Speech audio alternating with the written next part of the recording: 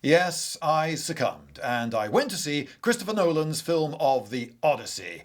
And, well, I'm really into that sort of thing, so why shouldn't I? But boy, oh boy, cinema tickets are really expensive now, aren't they? And a £2.50 online booking fee? What was that about? I thought it was cheaper to buy things on the internet. Anyway, now I was aware when I went to see it that an awful lot of footage has been shot and uploaded to YouTube talking about how it is or will be an absolute steaming heap of choss or an undoubted masterpiece by a genius. And I went suspecting that it was probably between the two, but wanting to find out for myself and only then make an online comment. So this is that. Where shall I start? Special effects. The special effects and visual effects are both pretty decent. So well done there. And the sets.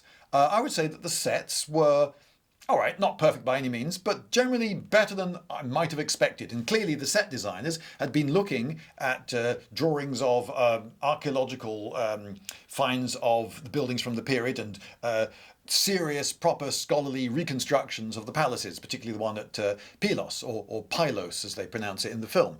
And so Odysseus' palace, which is clearly strongly based on Nestor's palace of Pylos, that looks like a Mycenaean building, as do several others of the buildings. Right, not all of them, but so the sets reasonably good. They make some of the usual mistakes, like fires burning everywhere in a way that makes no sense. The hearth in Odysseus' dining hall is straight out of Pylos, by the way, which was a nice detail to see. But the dining hall was, as is almost always the case in movies, far too big. I know why they like making sets big, because they partly like the grandeur, but it's also it gives them a lot of options with camera moves and so forth, and they have to fit the crew in there. And yeah, if you're going to stage a fight scene in there, it's good to have a bit of room, but it was too big. And I was a little bit about all the crumbling plaster and so forth. But I suppose they might have been trying to make some point about how the war has been dragging on, and whilst it's been dragging on, the world has become impoverished as a result. And so perhaps the palace has declined from its former splendour. So, okay,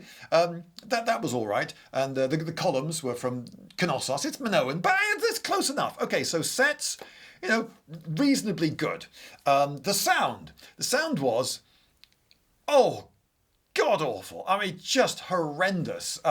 There's no. I mean, I suppose you could call it music if you think that very, very bass buzzing noises constitute music. But you definitely won't go home whistling Odysseus's theme. I don't think Odysseus had a theme, unless it's that one which went.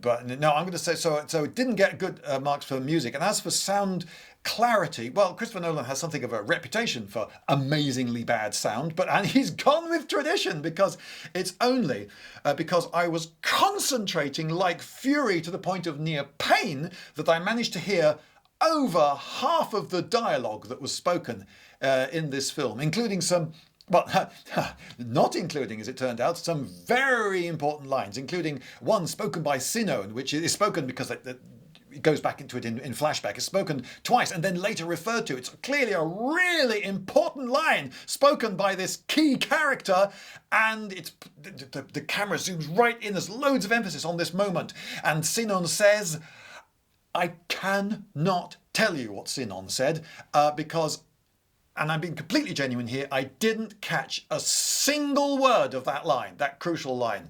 So Sinon said something significant, and I imagine I probably missed several other significant lines. I certainly missed plenty of lines, but I was generally able to hear enough of what was being said to follow the gist of the story. But holy cats, Nolan, will you please mix the sound so that people stand a reasonable chance of hearing what the actors are saying? Yeah, sound, not so good. All right, costumes then. Right, I thought that the costumes were reprehensibly abysmal, pretty much across the board. Almost everyone wears dark brown everything all the time. Even the bronze, it could have been gleaming. This is the golden age of heroes. This is set in, and Homer talks us about the gleaming, the sun bronze sky, the sky dome, the bronze, the gleaming heroes, and the gold flashes. And none of that. No, even the bronze was dark brown for some reason. I don't know. Everyone wore the same breastplate. Presumably they made one fiberglass mold, and that'll do. And it was a completely made up breastplate. Why didn't they just take costumes, from the period that look great, and people would have seen those and gone, "Oh, I really like the costumes. They're very different from other movies, but wow, yeah, really good. They're beautiful and elegant and characterful and different." But no, everyone wears the same dark brown dinge, and the helmets. Some of the helmets are sort of ancient Greek reminiscent for people who are not familiar with ancient Greek helmets, but they're not authentic ancient Greek helmets at all. Many of the main characters wear trousers all the way through the film. Sorry, ancient Mediterranean trousers? No, that's just no. The costumes are not characterful, not individual, they're not beautiful. I can't think of anything nice to say about the costumes. Okay, on Calypso's island, population 2, everyone wears beige. So that's nice, but they wear nothing but plain beige with no patterns, no ornamentation, just nothing, and with no explanation. Calypso is a goddess. So many artists throughout the years have been inspired by the works of Homer and have painted amazing, lavish images. Why didn't they go with any of those? No, they went with utterly drab and not at all realistic. Now, I know some people are saying, "Oh, goodness sake, it's a fable, it's mythology, it's got monsters and gods in it, for goodness sake. There's no such thing as being historically accurate." Yes, there is. I strongly beg to differ, and here is my highly cogent reasoning. Right, I don't know if you've seen the film Inglourious Bastards, but it's definitely not a historical film. Those events did not happen. Adolf Hitler, spoiler here, but Adolf Hitler did not die in a burning cinema in Paris. And pretty much everybody seeing that film knows enough about history to know, oh yeah, this didn't happen, it's a fantasy. But it's a fantasy that is very definitely set in a time and in a place. It's set in World War II in occupied Paris. So the Nazi officers, they cast actors who could pass for a Nazi officer, and they give them Nazi officer uniforms based on the uniforms of Nazi officers. So you can absolutely set a fantasy movie in a time and place, and the Odyssey is very definitely set in a time and place. It's ancient stroke heroic stroke Homeric stroke Bronze Age, whatever, Eastern Mediterranean. Well, that is a time and place, and it gives you a certain menu to work with. So yes, they needn't have got. They could have gone for the archaeological Bronze Age stuff. I wish they had, because it looks great and it's really different and new, and audiences would have loved it. But they could have gone with a classical Greek look. They could have gone with they could have tried to reset the whole thing in Stone Age Basildon. But they picked some sort of vaguely ancient, but nothing you see on screen with regard to they've all got those stupid things around the wrists. God, when is some costume designer going to have the guts not to give people of the ancient world a little thing around their wrist, because they're just made up and just annoying and stupid. Sorry, nothing at all to say that's good about the costume design. But leaping to the costume designer's defense, I could, of course, imagine that Christopher Nolan, who was not just the director but also the producer and the writer, he had a vision, presumably, for the way he was going to do the Odyssey, and he may have gone to the costume designer and said, make everyone look the same and incredibly drab, and pay no heed whatsoever to anything historical. And if you see some really cool, interesting designs in books about how they might have looked, just ignore them. These are my orders. And possibly the costume designer was acting on those orders, but it's a shame that if that were the case. Okay, so sorry to interrupt, but I realised after shooting my review in one continuous shot that I'd missed out something which I think is important, and so I'm going to say it now. The design of the Trojan costumes was an exception to the everyone's in dark brown, in that their helmets, you see, this is what the Trojan helmets look like, absolutely god-awful design. I mean, that's a terrible... What is it meant to be made out of? If that's meant to be metal, if it were that thick, it would be farcically heavy, so clearly it's not metal. What is it meant to be made out of? We don't know. It's based on nothing. It looks... Anyone who knows anything about helmet design will just straight away tell you that is a rubbish design of helmet. Why would you have the nose guard so thick between the eyes? You wouldn't be able to see properly. But worse... Looking at it from an artistic point of view, it has an anonymizing effect. It makes all the Trojans look the same. The Trojans all wear exactly the same helmet. Whereas the Trojan helmets, so far as we know, would have been very similar to the Achaean helmets. Both sides were very similar people. In Homer, the Trojans speak Greek to the Greeks. They have conversations. Homer says over and over that a lot of the Trojan allies didn't speak Greek, but the Trojans all speak Greek. This was one lot of Eastern Mediterranean people fighting another lot of extremely similar people. Some of them were even related. And in Homer, every Trojan is given a name, and they have families, they have their own tragedies. So if you anonymize all the Trojans, make them all look exactly the same, and give them this scowly, robotic, doesn't matter if you kill me, I'm just here. My function in the story is merely to be killed. Oh, and I don't like the way they're killed as well. When in the fight choreography, they do that thing where they've clearly agreed, well, I'll do that, cling, and then I'll go like that, cling, and then you go like that, and I'll go cling, and then you slit my throat. Okay, let's go. Cling, cling, cling, and it just stands there waiting. You gonna do it then? Okay, and then whoop, cuts its throat, and then you sort of gets hit somewhere else, and then goes down. So it's cling, cling, cling, thud. Instead of cling, cling, cling, and then I'm trying to stop him slit my throat. I'm bringing my sword up, but I'm just a tiny bit too late, and but I'm still fighting. Damn it! And I go to no, none of that. It's just do the choreographed moves, then wait to be killed over and over again throughout the film. Anyway, anonymizing Trojans and making them so guiltlessly killable, it was a terrible way to go. It's not Homeric at all. And in the scene where they come out of the horse, I hope that's not a spoiler. You knew that there were people hidden in the horse, right? Okay, I know I'm still in the non-spoiler section, but I don't think that's too soon. I think you knew that. In the Christopher Nolan film version, there's a guard standing there in armour in the middle of his city at night, guarding goodness knows what or why. But there he is, standing to attention. And he's the first Trojan they have to deal with. This is soldier against soldier, which completely misses the point. The Trojans had just had an enormous party. They were so relieved. At last, this awful war, which they did not deserve, had ended. And they had a huge party, got very, very drunk, and then went to sleep. And so it wasn't soldier against soldier in a fair fight during war. As far as the Trojans were concerned, the war was over. They were no longer at war. And this was hero against sleeping, drunk, unsuspecting people. It's a much more brutal reality and so morally difficult.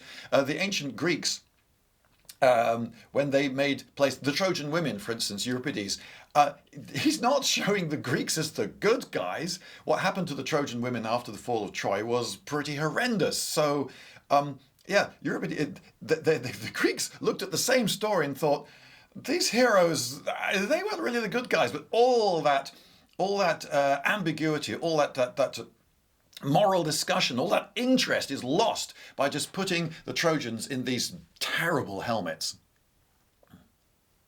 Now then, there's no getting away from it. The Odyssey has an awful lot of sex in it. It's 20 years of Odysseus shagging his way around the Eastern Mediterranean, and women everywhere he goes find him tremendously attractive, even if they're goddesses. I mean, they just can't keep their hands off him. Calypso was so taken with him that she kept him on her island for getting on for 10 years. And according to Homer, he was having his way with her every single night, and she was loving it. And yet, in Christopher Nolan's The Odyssey, it's almost completely sexless. Odysseus has no lusts, no conquests, and no one seems to be lusting after him. Penelope, they've gone for more of a sort of romance with her. She seems to be sort of in love with him romantically, but the sex is just missing, and that is a huge bit of the Odyssey that he has shied away from, and I think it was a bit cowardly to do so. There are various other things that annoyed me about it. Men rowing in helmets. Why would you have your helmet on if you're just rowing across the sea? If raiders turn up, well, you pick your helmet up and put it on. You wouldn't row in a helmet. That just looked a bit odd to me. The stupid fires burning smokelessly at all times of the day and night. But that's so standard for ancient and medieval films that, and I've said it 1,000 times. Well, there you go. I've just said it again. Props. Now, some of the props were actually quite good. Some of the swords, for instance, were actually based on actual Bronze Age swords, which is nice. So, props to the props department. Except for bows. Oh my goodness. I could make an entire video, I think. I could probably talk for 20 minutes about how wrong the bows in the Odyssey are, but I'll just try to summarize. Everything about the bows is wrong, and clearly no one who has ever got to grips with the concept of archery was involved with this film. Because wow, are those bows right? They're all incredibly low poundage bows. The actors, if it's a powerful war bow, you have to lean into it and put your back into it, and draw it, twang. But no, they're just going bing, bing, and they're quite gangster. They sort of hold their bows sideways and just go bing like that, and the arrows make this noise as they fizzle through the air. In that way that actual arrows don't. The bracing distance on the bows is ridiculously great and inefficient. And a major plot point, not just in the film, but actually in the original epic poem, is the stringing of Odysseus's bow. And oh boy, did they get it wrong. They went for recurve bows for all of the bows, which is a bit dubious. But okay, well, let's just never mind that. Indeed, it is often thought that perhaps the reason that the suitors couldn't string the bow is that they had no idea how to string an Asiatic bow because it's recurved. It all bends the wrong way. And what's going on there then? But he knew the secret technique. You've got to sort of put your leg through it and bend it round your thigh. But I'll just say this, right? There is several times we see someone try to string the bow by heaving with the string and heaving with the top of the bow and trying to bring one to the other way. For one thing, I think you'll find that the string is actually really easy to move. It's just a piece of string, so you don't have to struggle on this side, but never mind. But why are they making it so difficult for themselves? Why would they have to bend the bow so much that they can get the loop of the string all the way over the top of the bow and then down to the knocking point? Why didn't they just put... Anyone who would know how to string a bow would know. You put the loop over the bow, past the knocking bow point and down, and then you bend the bow and then bring the string up to the knocking point. Much easier. So, oh dear. So archery, very, very low marks. Sorry, but there it is. Now, it is a film. And when you make a film, you have to make various choices when you adapt the story for the film. Obviously, one of the first things that you probably know about already, you have to cut a lot because if you put everything of a novel into a film, then the film would be 7 hours long and no one wants to go to the cinema for 7 hours. So did they cut the right stuff? Well, some of the stuff that they cut out, I think, were reasonable choices. So, for instance, in the epic poem, Telemachus first visits Nestor and then goes on to visit Menelaus. But they rolled both of those visits into one and they just showed him go to Menelaus. I mean, personally, I would have liked to have gone to the palace of Nestor because it's a really amazing location and the character of Nestor is far more entertaining than... oh dear, Menelaus. But I can understand why you want to roll the two together. And if you go to Menelaus' palace, then you get to meet Helen. And you can imagine that cinema audiences go, oh, wait a minute, you can't have a film with the Trojan War in it and we don't get to see Helen. I mean, she's the most beautiful woman in the world. I want to see that. I've bought a ticket, damn it. So, all right, fair enough. You go to Menelaus' palace so that we can get to see Helen. So I thought that was a reasonably sensible decision. And they cut out King Aeolus, on his island. That's a very fantastical episode. It's not really necessary to the overall story, so yeah, why not? They cut an awful lot of the gods out. There are some gods in the film, but in the epic poem, the gods are far more instrumental to the story, and they put in quite a few personal appearances. And Athene, who is... she really fancies Odysseus. He is her favourite. And she's always arguing with the other gods about how they should give him more help. And so they cut a lot of that out. They did the same in Troy. There are no gods at all, in fact, in Troy. And I think, yeah, okay, you've got to cut stuff. And I think, I might be tempted for the sake of a quicker film and a grittier film, if that's the way you want to go, to, okay, not so much of the gods. They didn't go to the land of the lotus eaters, although again there were some lotus blossoms on Calypso's island, so they took that idea and put it somewhere else, so they rolled things together. But the really biggie is they don't go to Phaeacia, and Odysseus never is hosted by Queen Arete. Now, Queen Arete, whose name means, well, there's no direct equivalent, but something like excellent virtue, something like that.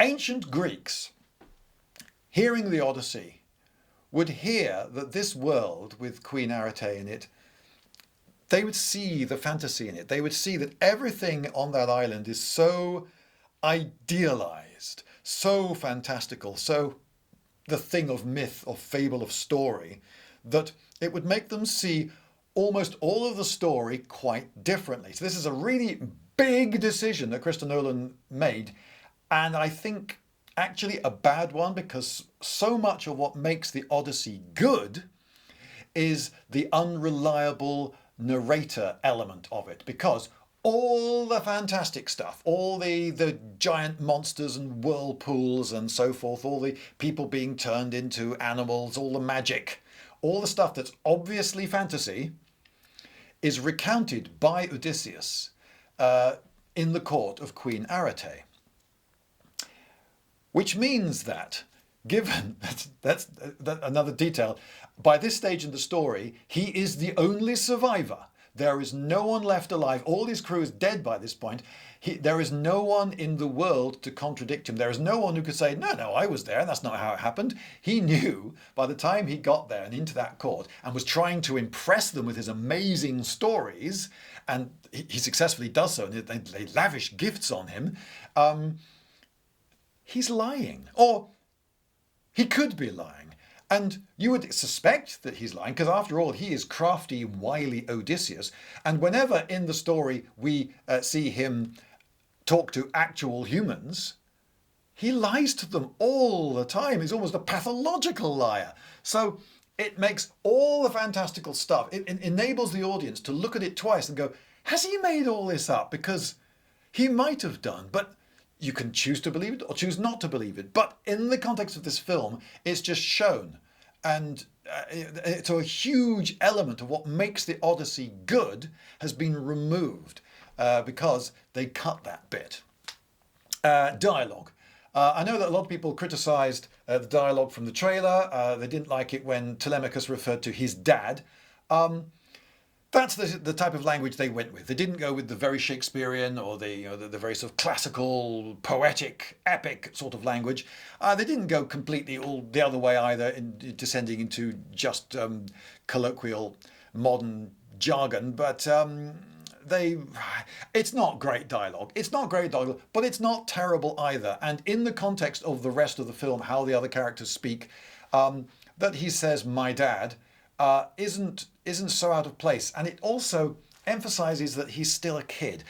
Now, admittedly, if Odysseus takes 20 years to get back, and his son was, let's say his son was 1, he's 21. But they did the usual casting thing of casting someone very baby-faced and very short as the son, because Hollywood doesn't seem to have got to grips with the idea that sons can be taller than their fathers, but they can, all those high school films that the Americans make, where they cast 26-year-old actors, but they pick short ones who are shorter than all the people playing the teachers, because if they're short, then that'll be convincing. But hang on, I was full height when I was 15, so yeah.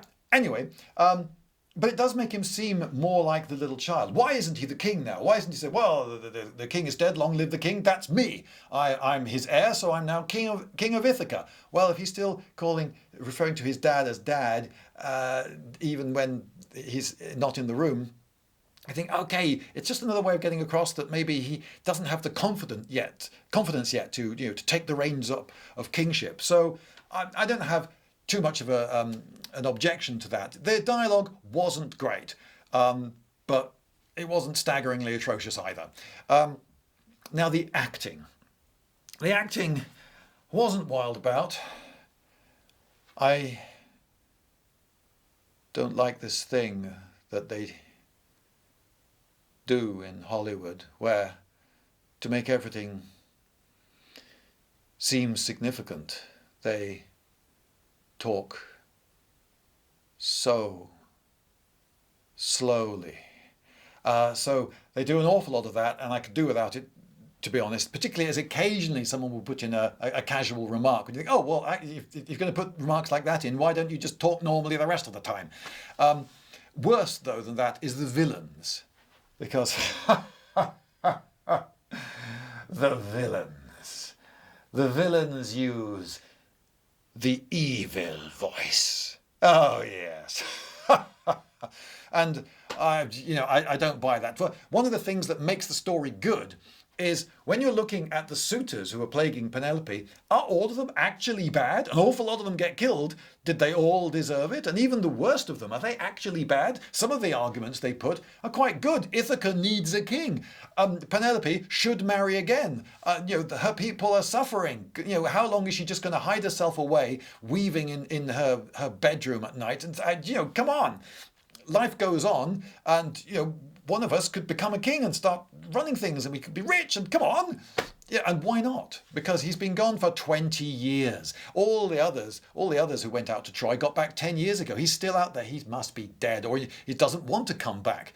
But instead they just make them super villainous, which, I could do without. I like my villains to have some shades of grey in them. I've been talking about the acting. I suppose I've got to get on to Matt Damon. Now, when I first heard that Matt Damon was cast as Odysseus, I thought, I'm not sure he's my Odysseus.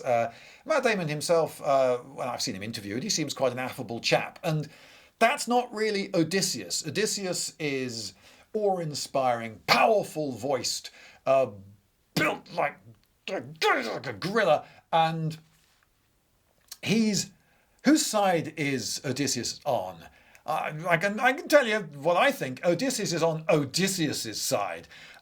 He's definitely quite happy to gain a lot of glory for himself, and he doesn't seem to care all that much how many people around him end up getting led to their doom. As long as he's all right, well, that's all right. And he's wily. He will lie to anybody about anything. And he's a man of so many ruses. And yeah, he's not someone you could really trust. Yes, he's a hero in a lot of ways, but he's a hero who's on his own side. And so I just felt that they'd gone for the conventional Hollywood hero. They make him conventionally good. I mean, this is a tradition of all. It's not just modern films. You look at older versions, Kirk Douglas, all the rest of it, older versions of the Odyssey and of any adaptation of the movie. They try to make a hero much more clean cut, much more unambiguously good and white hatted, and presumably that's what Matt Damon was quite happy with. So yeah, they don't show all the brutality, nastiness, the threats that he issues, the anger. They don't show the downside, the nasty side, the I'm not sure I like this guy side of Odysseus.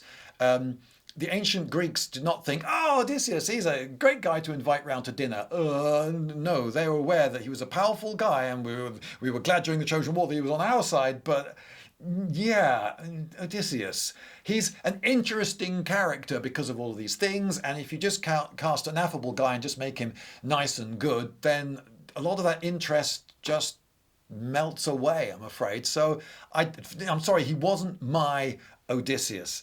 Now, I know that in the casting, an awful lot of the controversy online has been about the casting. And an awful lot of people made a lot of mockery of Elliot Page, apparently being formerly Ellen Page, formerly being cast as Achilles, based on some internet rumour. I'm not entirely sure how it's... Well, I'm not at all sure. There is a scene in the film where, very famously, Odysseus meets Achilles, and Elliot Page is in that scene, so that could possibly have been the beginning of that rumour. But anyway, no, Elliot Page plays Sinon, and this is not a spoiler, because you meet this character right at the very, very start of the film. And Sinon is actually not in Homer. Sinon is a character from Virgil's Aeneid, and Sinon is not the mighty warrior. Sinon is this sort of slithy toad of a bit of a git, and if you went to the film having no idea that Elliot Page was formerly Ellen Page, you might think, oh, I quite liked the guy, that little creepy guy. That guy was a little bit weird, who they cast as Sinon, and so I actually, all things considered, not bad casting. But other elements of the casting did seem to be, it wasn't all bad by any means, but some of the characters did seem to be a bit bonkers. Now, the most obvious weird casting is when they race swapped characters. So in Odysseus' crew, he has this sort of oriental looking guy, very definitely Indian guy, some dark-skinned sub-Saharan Africans, and of course you got characters with the inevitable dreadlocks, because dreadlocks are so Bronze Age. Why? Why is the rhapsode on Ithaca a black guy? It just pops you out of the moment, and so it is set at a time and a place, and I never want to be reminded that I'm watching a movie. I want to be immersed in this world. It's ancient Hellas, and here a rhapsode is singing of an epic poem of the great Odysseus and his men who went to the Trojan War and so forth. I want to be there, and what's an Indian guy doing there? And boop, I'm now in a cinema and I can smell the popcorn. It just pops me out of the moment. Why make it difficult to immerse myself in the world by putting these things that leap out? I don't like bad acting because it reminds me that I'm watching a film. I don't like bad special effects because they remind me that I'm watching a film. I don't like wildly inappropriate casting because it reminds me that I'm watching a film. Now, some people will say, oh, come on, race doesn't matter. Well, all right, if race doesn't matter, then it wouldn't matter if you just cast people who look like they belonged in the Eastern Mediterranean in the Bronze Age then. So, you would have no objections then to completely Homerically suited casting. If the casting by whatever it is, height, race, weight, age, whatever, it is just so inappropriate, it just pops you out of the moment. And it does that over and over again. But they missed a trick. They missed Eurybates. Homer describes a character who he was a herald. He was Odysseus's herald. Now, herald was a very high status position. And Eurybates is described by Homer as having dark skin, round shoulders. I suppose that's not a particularly racial characteristic, but close clustering, tightly curled hair. And all right, it's a stretch, but at least gives you license to say, oh, we could cast a sub-Saharan African as Eurybates. But Eurybates isn't even in the movie. Yes, why make changes? It's standard, isn't it? You read the book, you're familiar with the book, you love the book, you go to see the film and you're disappointed because they've changed things. Oh, they didn't put that bit in. Well, certain sacrifices have to be made for time or budget or whatever. But if you're going to make a change, and it's not one that changes how expensive something would be or anything, you could just do this or that, and you can make it true to the book. Make it true to the book, unless what you replace it with is very definitely better. I mean, really definitely, so everyone can say, oh, yeah, that was better. And some of the changes, for instance, when they meet Polyphemus, the Cyclops, he's got rather a different take on Polyphemus from Homer. I don't want to give away too many details, but the scene where they're getting away from Polyphemus, something very famous that's in so many paintings in art galleries around the world, he didn't put it in. And you replaced it with something else which is definitely not better. It's different, but it's not obviously better by any means. Why do that? The Odyssey is not just any book either. This is close to the Bible for some people. They've studied it and studied it and studied it and loved it and been brought up with it. So every tiny change is going to really annoy them. To people who don't know the book, it's not going to make things better for them because they don't know one way or the other. They can't say, oh, that was a clever change, because they don't know you've made a change. So for whom are you making these pointless changes? Now, there are quite some major themes in the Odyssey, both the poem and the film. And the themes of the film are not the same as those of the epic poem. Now, fans of the epic poem would want the themes of the epic poem dealt with and preserved, and also made familiar to a general cinema-going public, and all of that is good. On the other hand, is it completely wrong to put in your own themes? Peter Jackson said that he would not put any themes into his interpretation of The Lord of the Rings that were not there in the original Tolkien. And a lot of people, I among them, applauded him for that.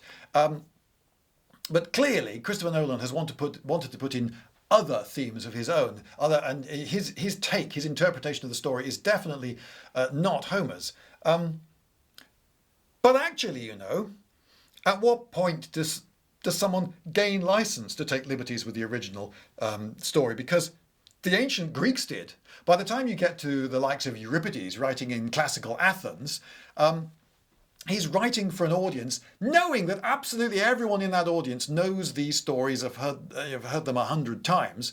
And yet ancient playwrights played quite fast and loose and told the story their own way and introduced their own themes and had a certain spin on this character, making them better or worse or different from the usual. And so the ancient Greeks could go, oh, I see he's doing it that way. But that's classical Athens, and maybe they were a bit weird and you know, taking a bit of a license there, and maybe they shouldn't have been. And other more conservative Greeks in Hellas might have said, "Oh, you know, these Athenians are really taking liberties." So yes, you can, of course, put your own spin on the Odyssey. But it would sort of be nice to have one that's actually just made straight and representative of the epic poem just once before someone else then goes off and takes liberties. Because if you take liberties with a story with which everyone's familiar, that's different with taking liberties with a story and introducing people who are not familiar with it, introducing them to it, because they will then think that's the proper story, that's the definitive version. An awful lot of people think that you know, Disney's Snow White and the Seven Dwarfs, that's like the proper canon version, but that only became the canon version when the film came out in 1939, I think it was. So personally, I would, rather than put in modern themes, and it's not as though these are new and interesting and different themes. The themes he's put in are themes that are dealt with in an awful lot of modern films, whereas the themes in the epic poem would be unfamiliar to cinema-going audiences, and so much better for their betterment, for improving them mentally and introducing them to a wider variety of culture. Now, so far, I have not talked much that would spoil the film for anyone, because I'm assuming you know essentially what it's about and what happens, and you know he gets away from the Cyclops, right? Because he's Odysseus, and you can't kill the main character halfway through the film. But from now on, I'm going to get a little bit more spoilery. Not completely. I'm not going to be, not ruin the film for you, but just understand now that you have a clear warning that from now on, I am going to be saying things that maybe you don't want to know. So if you're about to see the film, perhaps you should click away to something better now. Oh, you're still with me. Okay, good. Right. They made a number of changes. In the Odyssey, he has a fleet of 12 ships, but perhaps for budgetary reasons, it's just 3. And if you see the film and think, they look like Viking ships, that's because they were Viking ships. They used Viking ships, which I think is a bit of a shame. Not least because I read an article, newspaper article, saying that they damaged at least one of the ships that they borrowed that had been made by reenactors and craftsmen and the like, and hadn't made good, or hadn't fixed it, and so that's a sad thing to hear. But anyway, so he's got very obviously Viking ships, and only 3 of them. He goes to the Isle of the Laestrygonians, and what was going on there? A boy in a costume that was maybe good enough for a school play, does a weird sort of scream. I think we're meant to think that he's very big, but maybe he certainly looks too big for his armour. And then an awful lot of giants in weird sort of gleaming steel, vaguely medieval stroke, vaguely ancient, but clearly just made up armour. They just appear. They were just waiting, presumably, just 100 yards inland, hoping that a load of raiders would turn up, and they're all in their armour, ready to go, and they just turn in and start laying about them. This is definitely not how it happens in the book. In the book, they're dropping stones on moored ships in a harbour, and it's completely different. They are big though. I'll give them that. And all the business about the moving trees, they made that up for the film. It looked fairly cool, I suppose, but it made the Laestrygonians magical in a way that they're not in Homer. And don't forget, that is significant because this isn't Dungeons and Dragons magic. They aren't wizards who can cast spells. There isn't a character class wizard. Magic in Homer is divine. 100% of the magic in the Greek mythology is divine in nature. Humans don't become wizards and learn how to cast magic. No, magic is godly. So if you start seeing magic, that means these people are gods. And that changes the entire meaning of the scene. So maybe they shouldn't have done that. But anyway, the purpose of the scene is mainly just to wreck lots of ships, so he's down to one. And I suppose it does serve that plot point. They make Helen the identical twin of Clytemnestra, who's the wife of Agamemnon. What a bizarre decision. Now they were in most versions of the legends sisters. Well, actually half sisters, but definitely not identical twins. And the same actress plays both parts. And it completely changes the entire Trojan War. Agamemnon, you go, oh yeah, we're going to go to war for Helen. Oh, wait a minute, I've got an identical copy of her at home. Actually, do you know what? I'm fine. Bye, everyone. It changes the whole story. Why did they do that? It makes no sense. Was it just to give more employment for that actress? And why was that important? I don't know. That was just a bonkers decision, which was a bit story-wrecking, I felt. The sirens, yes, they do have the Isle of the Sirens with the lashed to the mast and so forth. Now, there are two ways to go with this. You can go the modern tradition way, which is to make the sirens super sexy, and loads of painters have had great time painting shaven-legged, incredibly gorgeous naked women. It's just an isle of sirens that just draped over with loads of naked women, and who wouldn't want to see that? And he didn't quite go that way, but he didn't go the other way either, which was that they're not at all sexy. The ancient Greeks pictured the sirens as bird-like things. They have sort of human faces, but their bodies are more like birds, and they're calling more like seagulls to the sailors with their magical calls. And they also changed what the sirens were tempting Odysseus with. They were tempting him with knowledge. We know everything that was actually happening in the Trojan War. We know what's the fate of all those people. We know what was behind. We know which side Helen was really on. We know everything, and we could tell you this. They were tempting him with knowledge. But in the film, they tempt him with something else. Although I quite liked the dialogue when he's describing what they were tempting with. So nice try, but I didn't see any reason to deviate so greatly from the original, which itself was interesting and something you could talk about. Tempting people with knowledge, because that's an interesting theme. There are far more gods in Homer, and they explain far more of what's going on. So, for instance, when Odysseus is on Circe's island, Hermes, sent by Athene, turns up and says, "Oh, watch out! She's a witch, and she can turn you into an animal if you're not careful. But if you do this, that, and the other, you should be able to get the jump on her. Good luck." And instead, what we see on Circe's island is very different from the original epic. Again, utterly sexless. Circe. So many artists have had such a wonderful time to. But look at this picture. They could have done that, but no, they didn't do that. So she's not sexy. Nothing happens on the island is sexy. It all seems to happen in the space of a couple of hours. But in fact, he's on Circe's island in the epic poem for a year. And they make her a victim. She's definitely not a victim. For she is the powerful witch who has brought goodness knows how many. I mean, the implication is because the island is covered with all these animals who are strangely docile. And so you think, oh, they're all men who have been turned into animals. She's an amazingly powerful witch who has done this to loads and loads of people. And I won't give you all the details exactly what she says, partly because I couldn't hear every word, but I got enough of the conversation. They tried to make her a victim. Oh, poor Circe. Now, in the original, you could say she's a bit of a victim in that when he does eventually turn the tables on her, he holds a sword to her and makes her swear not to unman him when they're in bed together. And she swears a binding oath. And, okay, great. And then we can have our way with each other. Brilliant for a year. So the idea of making Circe a victim, it did seem very sort of modern and really shoehorned in there.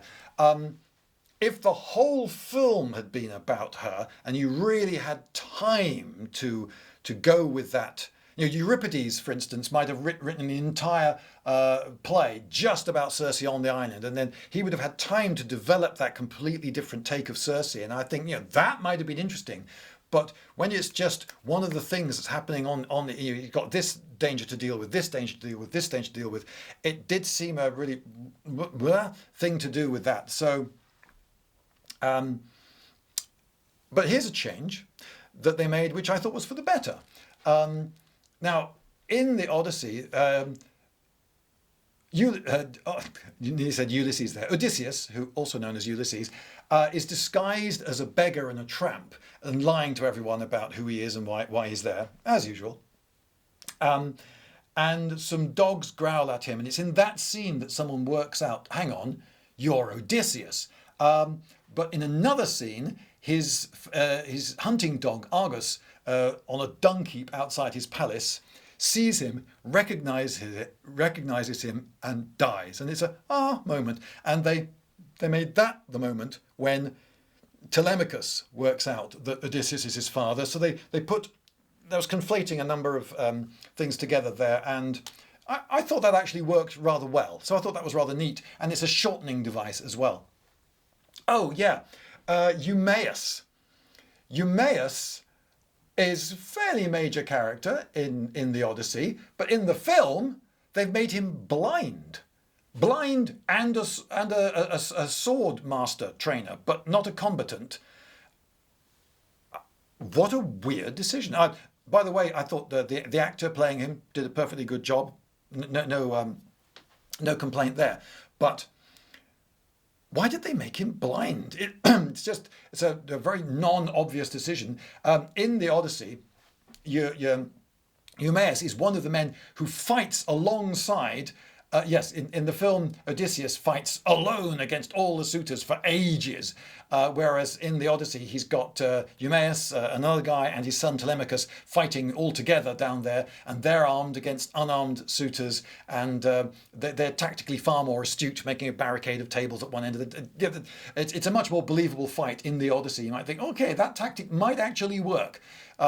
Yeah, so why did they change Eumaeus that way? I don't know. There are blind characters in plenty of these stories, and they could have made an awful lot of characters blind, but why him? Is it just because he meets Odysseus earlier and they want Odysseus to be played by Damon, and so they then have to explain why he doesn't recognise him? He hasn't seen him for 20 years, and his eyesight might not be quite what it was, and it could be dark. I mean, there are loads of ways you can not recognise him. Of course, in the Odyssey, you have the extra disguise, because Athene is there with him, and Athene keeps disguising him to look more convincingly unlike himself. So, yeah, I still don't think they should have made him blind.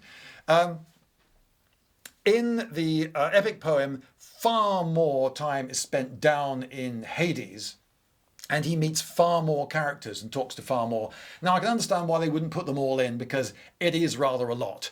But there were a couple of ones that perhaps I would have put in, and perhaps others I would have taken out. Why did they not have him see his mother? Because that's just such a moving moment. Odysseus goes to Hades and sees his mother. He didn't know she was dead. She was alive when he went to the Trojan War, but it's been 20 years, so perhaps he shouldn't be that surprised. Anyway, he sees his mother. And that's, that's a heartstrings moment, which we didn't get, which I think was very strange. Also, I said we went to Menelaus' palace, and an explanation for that is, well, everyone's going to want to see Helen, right? Well, he goes to Hades and he meets Achilles. So why don't we meet Achilles in Hades? And Achilles says a couple of very powerful, interesting things, and we don't get to hear that. And why? That must have been a very conscious decision not to put Achilles in. Is it they thought that no one could follow Brad Pitt, or they couldn't get Brad Pitt? Maybe they wanted Brad Pitt to revise his role, and he's not into it. Or maybe they thought no one's going to follow Brad, or they just thought that Achilles is so famous a character he would perhaps outweigh too many of the other characters. I don't know. That was a strange decision to make, that he doesn't meet Achilles in Hades. Now, all the way through, I was thinking that the actress that they'd cast to play Athene was so unsuited.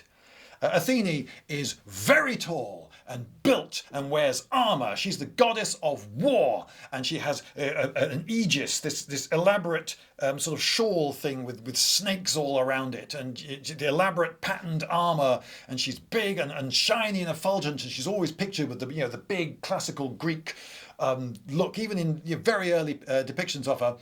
And they've cast a small, slight, brown waif, quiet, and someone who's just so unlike Athene. I just thought, when I make my video review, I'm definitely going to talk about how Athene is so miscast. But,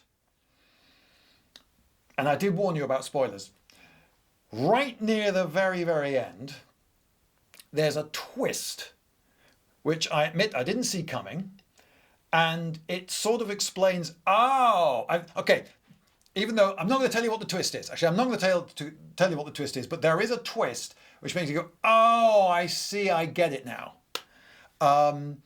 And it was to do with one of the themes that Nolan has put in there. So, okay. Actually, going back to the hero, I said that they made the hero, Odysseus, sort of fairly definitely good, at least good in comparison with the character from the epic poem. But they also have to do the tragic backstory, because every character now has to have a tragic backstory, and every hero has to be wrestling with guilt. And they put that in. It's a very modern theme, and I thought totally out of place, because really there are many things that Odysseus wrestles with in the Odyssey, but guilt is definitely not one of them. And there is a major bit right near the end of the Odyssey, which all right, they did just touch on it, but I was almost shocked that they didn't put it in. This would really have given people something to talk about on their way back from the cinema. In the Odyssey, after he has slaughtered the suitors, he then gets one of his loyal servants to tell him which of his servants in all this time had been loyal to him and which had betrayed him. And of his 50 maidservants, she picks out 12. These 12 have been betraying you and siding with the suitors. In my translation by T.E. Lawrence, yes, of Arabia, he uses the word strumpets of these women, which is a very judgmental term, and it's a very free translation. Really, Homer's words are much more straightforward, just maidservants. They're just the servants of the house, the women, the slaves, if you like. But yes, Homer doesn't call them strumpets, nor anything of the like. But he forces them to clean up the mess of all the dead suitors, grim task, and then he has them, well, actually, he orders them executed, and Telemachus, it's his son, strings them up on pillars by their necks and leaves them to die. Is that righteous vengeance? He's enacted horrendous vengeance on all the suitors, and there were far more of them, but is it okay to kill people who betray you if they're male, but not if they're female? How justified is any of his vengeance? He's gaining his vengeance for himself so that he can become king of Ithaca again and get his wife back and his fortune and his palace and all the rest of it. The ending of the film with him sending himself into self-exile. That is not the ending of the Odyssey at all. In fact, the Odyssey goes a little bit further and has a civil war break out on Ithaca because all the families of the murdered suitors, they want their vengeance on Odysseus, and then Athene has to turn up and sort things out.